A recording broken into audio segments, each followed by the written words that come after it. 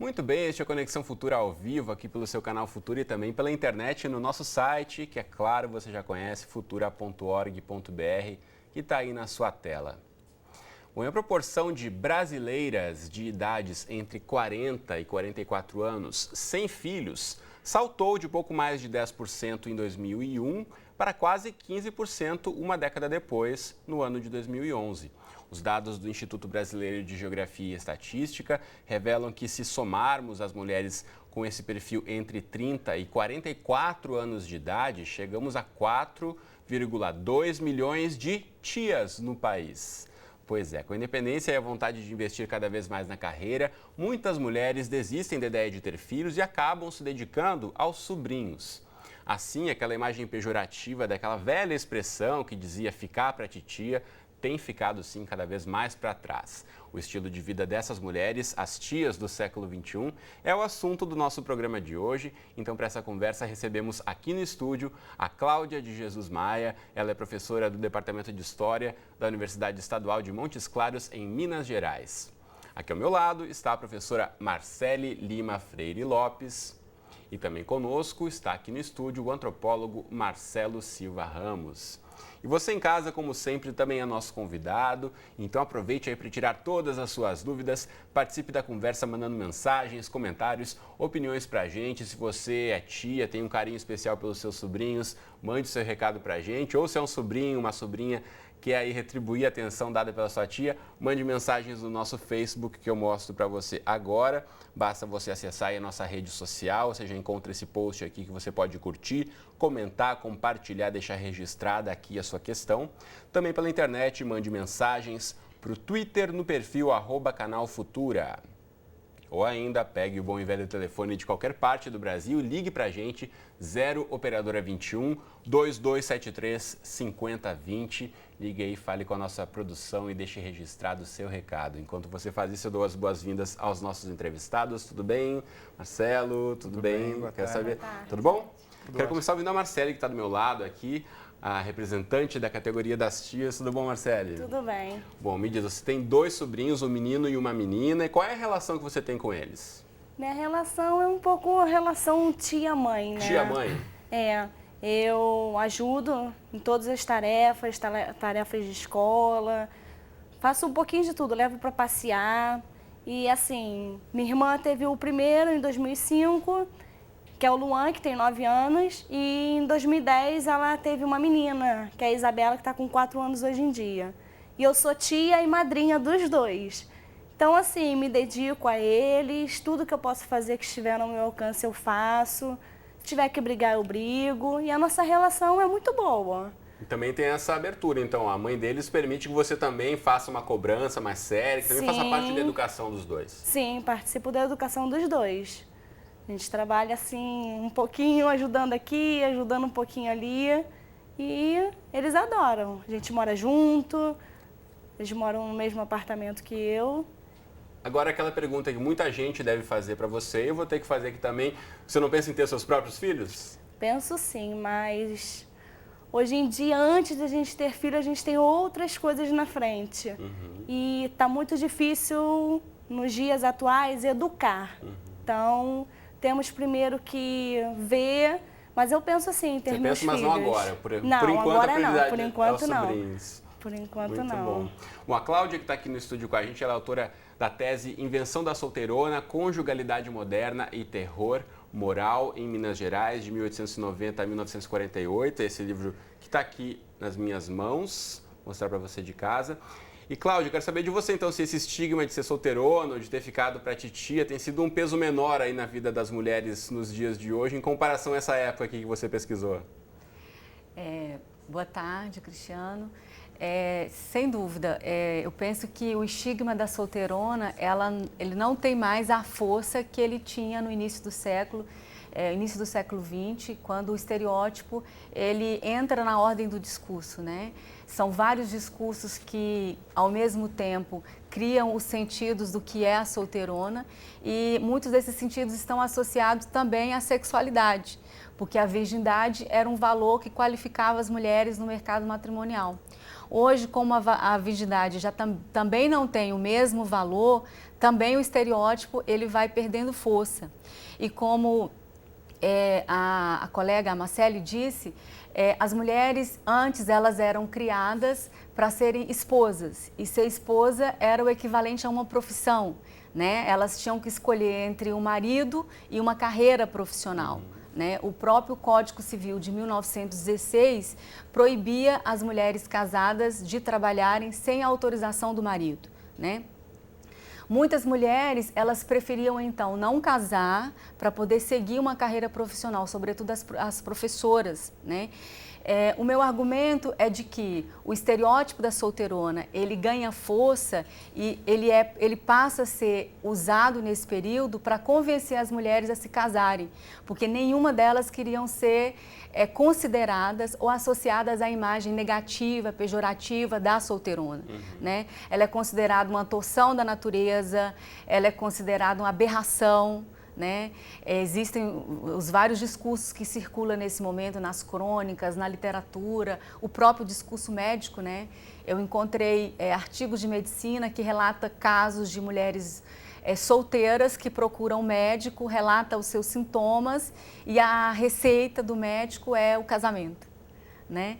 Então, hoje as mulheres elas têm outras opções de escolha.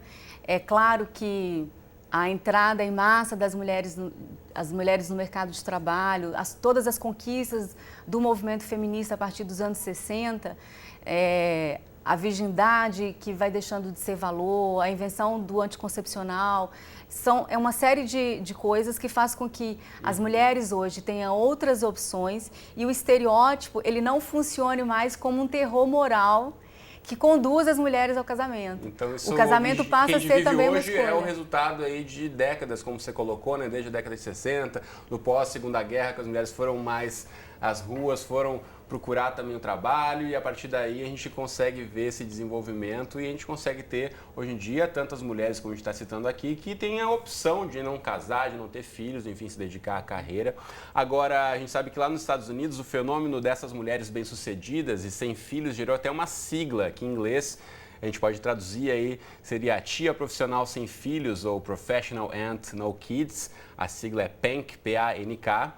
E em abril de 2014, uma consultoria especializada no mercado de luxo em São Paulo ouviu 3.300 solteiras sem filhos de idades entre 30 e 45 anos e desse grupo mais de 1.200 revelaram comprar produtos infantis como roupas e brinquedos com frequência. E aí se começou a perguntar, né, por que se elas não têm filhos, por que gastam tanto, né, com esse segmento? E 75% delas admitem ter esse tipo de gasto pelo menos uma vez ao mês, e aí deduz-se que boa parte desses produtos com certeza, aí, produtos que serão presentes para os seus sobrinhos e sobrinhas. Eu quero saber de que forma esse comportamento também tem reflexos em outros mercados, em outras classes com menor poder aquisitivo. Marcelo?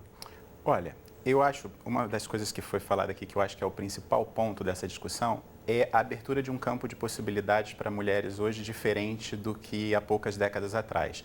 Hoje, aquele modelo hegemônico de ser apenas esposa e mãe, ele concorre com outros tantos modelos e tantas outras possibilidades e modos de vida para as mulheres. Entre eles, essa possibilidade é ter um projeto de vida onde eu vou me dedicar à minha carreira, eu vou me dedicar à minha vida pessoal, não necessariamente a um marido ou a um filho, mas eu posso perfeitamente me sentir realizada me dedicando às crianças da minha família, às crianças dos meus amigos, por gostar de criança, por gostar desse tipo de atividade. E isso acaba que, claro, o mercado infantil é sempre um mercado que movimenta sempre milhões, e não só para pais e mães, né? Não só para aqueles que são os geradores dessas crianças e que cuidam delas, mas também daquela família social, daquela mãe social, daquelas pessoas que se envolvem com essas crianças em outras esferas da vida e a partir de outros vínculos, né? Não apenas os vínculos de sangue. O que eu vejo é que essas mulheres hoje, e aí essa construção é muito mais do ponto de vista subjetivo, apesar de estarem seguindo esse projeto de realização que não necessariamente envolve a família e os filhos e o marido, elas muitas vezes se sentem ainda subjetivamente com alguma falta e são socialmente acusadas disso ainda hoje. Ou seja, quando você fez aquela pergunta para ela, mas você não tem o interesse de ter os seus filhos, muitas pessoas com certeza fazem para ela a mesma convocação de outra forma. Pô, por que você fica cuidando do filho dos outros? Por que você e o não tom vai... mesmo é esse de convocação, né, Marcélia? Nem uma pergunta, mas como assim, né? Você não tem seus próprios filhos, né? Verdade, escuto mesmo. E assim, eu escutei da minha diretora de uma das escolas que eu trabalho, que ela falou assim, Marcélia, você não é mãe geradora, e sim mãe criadora. Porque os lugares que eu trabalho, todo mundo sabe a dedicação que eu tenho por eles. Faço tudo, como disse, faço tudo que estiver ao meu alcance. Então ela usou esse termo. Ela não é mãe, ela é mãe sim. Ela só não é mãe geradora, mas ela é mãe criadora. Em relação a esses dados que a gente apresentou aqui, do investimento das tias com presente, você dá muito presente, mima muito os sobrinhos? Bastante. Quando eles merecem também sei dizer não. Então, mas dou bastante. A gente vai a um lugar para comprar uma roupa, vou a um lugar ver uma roupa para mim, não saio sem comprar uma coisa para eles. Sair do mercado de trabalho é verdade. Muito bem. São coisas que chamam bastante atenção, então... E você conhece outras tias também nessa condição como a sua, de que, enfim, ainda mulheres que não têm filhos, que estão se dedicando ao trabalho? Já está até mais idosa, ela já é uma idosa. E conheço uma tia que não é solteira, não vai ter mais filho, porque está na beira dos 70. Então, ela se dedicou aos 2 sobrinhos dela, e agora os 2 sobrinhos netos, e agora a netinha, que ela chama de netinha. Muito bem. Bom, e você de casa pode e deve mandar seu recado para sua tia, tirar sua dúvida aqui para os nossos entrevistados também, já tem várias participações chegando. A Andréia, pelo Facebook, conta aqui que foi dormir tia, acordou mãe, ela conta que a irmã dela faleceu, deixou 2 filhos, já se passaram em 8 anos, e ela está aqui para contar a história, então cuidando também dos sobrinhos, é um outro caso aqui, em que, enfim, por ser uma proximidade de sangue, né, acaba tomando conta das crianças, e boa sorte aí, André, e parabéns pela atitude. A Maria Aparecida também pelo Facebook conta que a filha dela tem 28 anos e não quer se casar, apenas estudar, e que ela acha isso muito bom. Para que se casar por obrigação, quando se pode amar tanto os sobrinhos, né? Que é um pouco o que você dizia, né, Marcelo? Se tem crianças na família, tem crianças que você pode ter uma relação, não é necessariamente os filhos que vão suprir essa necessidade. E essa discussão do consumo que você falou é interessante, porque às vezes a gente pensa esses arranjos conjugais de forma muito funcional, né? No passado, inclusive, mas pode dizer isso, ou seja, qual era a função da família, dessa família formada por um homem, a mulher e sua prole, e os papéis que se complementavam ali. De certa forma, quando a gente fala isso, e essa pesquisa aponta isso, e esse programa está discutindo o papel da tia, ele está discutindo, de certa forma, um papel de uma pessoa com algumas faltas. É como se fosse o tio homossexual, a tia homossexual. Ou seja, de certa forma, eles não estão aderentes àquele modelo tradicional de família. E, por isso, existe algo que ele pode dedicar de cuidado, de atenção, que está mais ligado ao modelo tradicional, que é ao filho e tudo, a uma criança, mas que não é dele, que é de outro. Justamente por isso, porque ele está num papel que socialmente é um papel que está muito ligado ao indivíduo, né? Ao seu projeto de indivíduo que não está alinhado com o modelo de família tradicional. O que não quer dizer que uma tia, eu acredito, pelo que eu já ouvi de conversas e entrevistas, que ela não se sinta também subjetivamente com algumas faltas e incomodada com essa pressão social de dizer o que você vai fazer na sua velhice, quem vai cuidar de você, você não vai ter um marido? O marido é uma segurança, o marido é uma companhia. Os filhos que depois vão cuidar de você quando ficar mais velho. Né? Exatamente. Agora, eu não vejo tanto quanto seja uma falta. Né? É uma forma de suprir uma falta, mas me parece que essas tias modernas, elas estão reinventando a família. Sim. Né? E reinventando as relações. Falta é mais a acusação social, né? Sim, sim. Mas elas podem sentir como um projeto, como uma...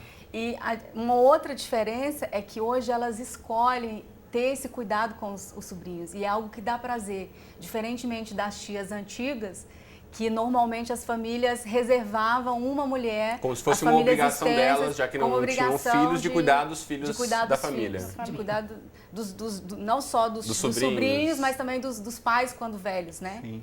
Então, hoje, cuidar dos sobrinhos, eu acho que é um novo tipo de afetividade, de relação que se estabelece. Acho que a família está sendo reinventada, né? A família como o colega disse, o Marcelo disse, ela não centra mais no núcleo conjugal, pai, mãe, filhos, né? Essa família que teve tanta importância no início do século, ela já não é tão predominante, embora os discursos tentem fazer com que ela prevaleça ainda. Eu penso que as tias modernas, como a Marcele, é um exemplo de que a família está sendo reinventada. E sendo puxada principalmente por essas mulheres que saíram do mercado de trabalho. E sobre novas solidariedades, né? Você tem entre a Marcele e a irmã dela uma solidariedade, não uma concorrência entre irmãs, entre mulheres, né? A família está sendo reinventada. E mesmo para as crianças que estão crescendo nessa geração ou num formato como esse, outros modelos, não apenas uma que é a cuidadora, que é só a mãe, a tia também divide a responsabilidade, né, Marcele? Com certeza. A gente divide as responsabilidades. Quando está doente, a gente sofre junto. Quando tem alguma coisa para fazer, a gente faz tudo junto. Divide. Bem. Inclusive, eu busco eles todo dia na escola, porque minha irmã trabalha num horário, eu trabalho em outro, então a gente divide um pouquinho essa função. Muito bacana. Eu quero mostrar também uns outros dados sobre a questão da proporção de mulheres com 40 e 44 anos. A gente tem uma cartela que a gente vai colocar aí para ser de casa poder acompanhar de forma mais fácil. Então, no Brasil, a proporção de mulheres com 40 a 44 anos sem filhos pulou de 10,7% para 14,7% entre 2001 e 2011, segundo o IBGE. Então, se a gente somar aí as mulheres com esse perfil entre os 30 e 44 anos de idade, chegamos a 4,2 milhões de tias no país. Quero saber do Marcelo e da Cláudia aqui, o que esses dados revelam sobre a mudança no perfil da mulher adulta brasileira. Cláudia, quer começar? Assim, eu acho que os dados comprovam o que a Marcele disse no início, né? As mulheres, hoje, elas priorizam a si mesmas. Antes, elas colocavam a família, o outro em primeiro lugar. Hoje, uma boa parte delas coloca a si mesma em primeiro lugar, os seus desejos, os seus sonhos. Então, primeiro, elas querem se realizar profissionalmente, afetivamente, fazer uma série de coisas para depois se casar, ter filhos, né? Então, esse projeto vai sendo adiado, porque não se tornou mais a prioridade na vida delas, né? Eu acho que esses dados revelam, comprovam isso. E é interessante que um dos primeiros censos do IBGE do início do século XX mostra também que o número de solteiros e solteiras era muito mais elevado do que o de casados, né? Vem um pouco de encontro a esses dados do início do século XX. Eu acho que tem duas coisas. Tem essa questão de que a gente pode pensar com esse aumento. Tem a questão não é mais uma única escolha, existem outras. E também pela faixa etária, acima dos 35 anos, esse postergar do casamento e da construção da família para investir na vida profissional, na carreira, faz com que também muitas mulheres cheguem a uma certa idade e que comecem a perder espaço no chamado mercado matrimonial. Que a nossa cultura, o homem ainda casa mais com mulheres mais jovens e valoriza muito mais beleza e juventude do que outros capitais, muitas vezes. Então, a gente acaba verificando também que é um certo momento da vida que as mulheres podem achar já que também já é tarde demais para casar. E como casar não é mais uma única opção, eu posso viver minhas relações afetivas sexuais e as minhas relações de dedicação a uma criança como tia, como prima, como parte de uma família e não necessariamente ter o projeto de casar. O que não quer dizer que, novamente digo, que não se sinta subjetivamente algum tipo de falta ou algum tipo de... Ou que isso não fique martelando na cabeça, bom, e quando eu ficar velha? Com quem vai cuidar de mim? Eu vou ter o marido? Com quem que eu vou ficar? Essa preocupação passa pela sua cabeça, Marcela, em algum momento? Algumas vezes, mas assim, não me preocupo não, porque vamos viver o presente. O futuro, a Deus pertence, né? O futuro a gente resolve quando chegar o momento certo. Quando chegar, vamos ver, mas eu tenho certeza que se eu não tiver filhos, meus sobrinhos vão cuidar de mim, minha irmã, meu irmão, meu próprio cunhado. Então, sozinha, com certeza, não vou ficar. Muito bom. Tem outras participações chegando pra gente aqui pela internet. Eu quero registrar. A Mônica Lopes conta que tem 36 anos, já está na segunda faculdade, que não quer casar, ela quer trabalhar, viajar, curtir os sobrinhos e que também considera aí um pouco como os próprios filhos dela. Muito bacana, Mônica. Obrigado pelo recado. Também aqui a Rosana, lá de Itatiba, no interior de São Paulo. Obrigado, Rosana, pelo recado também. Ela conta que tem 41 anos, nunca quis ter filhos porque ela não tem muita paciência com as crianças. Somente pensa em adquirir conhecimento, fazer o máximo para que ela possa ser feliz independente de ter filhos ou não. Acho que isso, cada vez mais a gente vendo esses relatos que chegam pra gente, de fato são mulheres aí que fizeram uma escolha e que estão muito conscientes e tranquilas com isso, né, Cláudia? Isso, comparando com aquelas mulheres do início do século passado, é uma grande diferença de uma mulher poder dizer, né, em público que fez essa opção, né? Como é que você vê isso, esse ganho de liberdade, a liberdade de expressão para as mulheres também? Vou relatar sobre um documento que eu estudei. Foi uma lei adotada em Santa Catarina no início do século e depois Minas Gerais quis copiar essa lei. Essa lei dizia que as professoras solteiras, ao se casarem, elas automaticamente perdiam o emprego.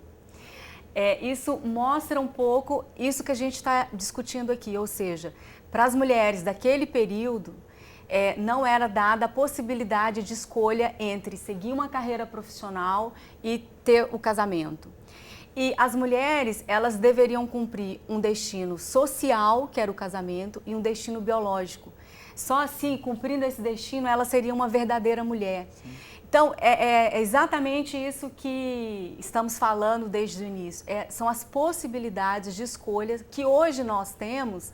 Eu também tive meu filho depois dos 35, porque eu também priorizei a carreira, né, outras questões, a formação pessoal, para depois pensar em ter filho ou casar, etc. Então, a grande diferença, sem dúvida, está pautada na escolha, né? Hoje você não precisa mais escolher entre uma profissão e o casamento, entre uma profissão e ter filhos. Coisa que as mulheres do início do século não tinham. Se a gente for parar para pensar, na verdade, na linha do tempo, na linha da história, um século é muito pouco tempo, né? Sim. Então é importante a gente discutir esses assuntos aqui e mesmo conhecermos os direitos conquistados, né? Que as mulheres ganharam tanto espaço aí, que enfim, que isso seja mantido e ampliado cada vez mais, né, Marcelo? Agora uma questão, como é que você vê, a gente já está quase chegando no finzinho do programa, mas é importante tocarmos também na questão dos homens. Para os homens é diferente, quando o homem passa dos 35, dos 40, não casou ainda, não tem filhos, né? Essa pressão social que você coloca que existe para as mulheres, para o homem é um pouco menor? É um pouco menor, existe sim, porque o homem chegando aos 40 e não casa, não tem filhos, podem suspeitar que ele não é homem de verdade também, que ele é gay, mas de certa forma, essa obrigação realmente em relação a ter uma família, a conciliar os papéis de provedor ou sua carreira com uma família, de fato, não é uma pressão tão grande quanto para a mulher ser mãe e ser esposa, né? O valor que a mulher brasileira dá para o marido é muito maior que o homem, até uma certa idade, dá para a esposa, para ter uma esposa. O que acaba acontecendo é que o que a gente tem observado nas pesquisas mais recentes é que isso tem mudado. As mulheres, quando chegam a uma certa idade, depois dos 60 anos, 65, viram e falam o seguinte: agora chegou o momento de eu cuidar de mim.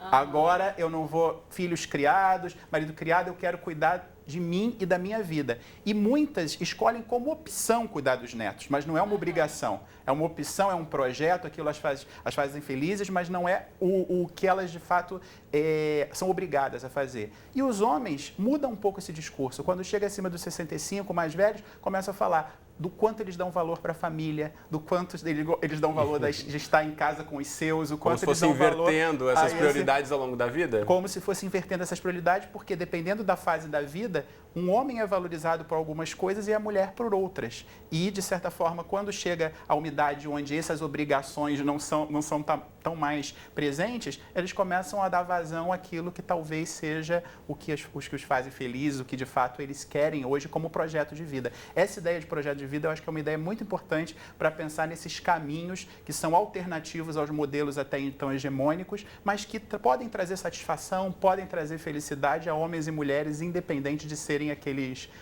modelos tradicionais. Muito bem, a gente está quase chegando no finzinho, agora modelos, como você está dizendo aí, opções para a vida. Marcele, queria ouvir de você algum recado para as tias e para os tios que estão assistindo a gente, enfim, que ouvem essa pressão também externa da família, enfim, qual é o recado para ser uma tia feliz? Continuem fazendo o que podem fazer pelos seus sobrinhos, porque se você se sente feliz, cuidando, criando, passeando, fazendo seja o que for com os seus sobrinhos, continuem, deixe os outros falarem. Muito bem. Quero aqui aproveitar que a gente começou essa discussão, incentivar você de casa a buscar mais informações. Quero mostrar de novo aqui o livro da Cláudia Maia, Invenção da Solteirona. Importantíssimo de conhecer mais sobre a história aí desse trajeto que as mulheres brasileiras percorreram até chegar aos dias de hoje aí, com tantas mulheres ganhando mais espaço, não só no mercado de trabalho, como na política também. Está aqui para você a Invenção da Solteirona.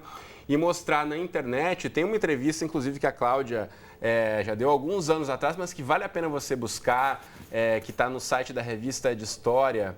Vamos colocar aí na tela para você. Revista de História da Biblioteca Nacional. Ficando para a Titia, é um texto bem interessante aí para você também poder entender um pouco mais desse assunto que a gente falou um pouquinho aqui no programa de hoje. Mas por agora o nosso tempo acabou. Obrigado, Marcelo, Cláudia e Marcele. Muito obrigado por terem compartilhado aí as experiências de vocês com a gente. Obrigado a você de casa pela companhia de sempre. Espero você aqui então de segunda a sexta ao vivo, às 2h30 da tarde, nas nossas representações, 00:30 e 7h30 da manhã, ou então qualquer hora do dia e da noite lá no site do Futura. Um abraço para você e até a próxima.